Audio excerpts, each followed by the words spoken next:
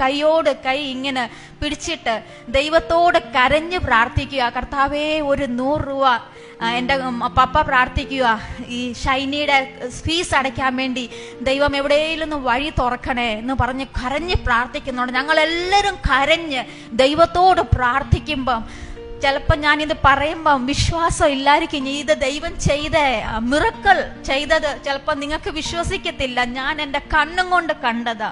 ദൈവം എനിക്ക് വേണ്ടി ആ 100 രൂപ എവിടുന്നാ കൊണ്ടുവന്നെന്ന്. എൻ്റെ ടിൻ ഷീറ്റായിരുന്നു.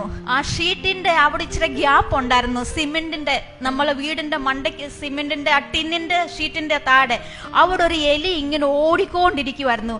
ആ എലിയുടെ വായില് ഒരു 100 രൂപ ഉണ്ടായിരുന്നു.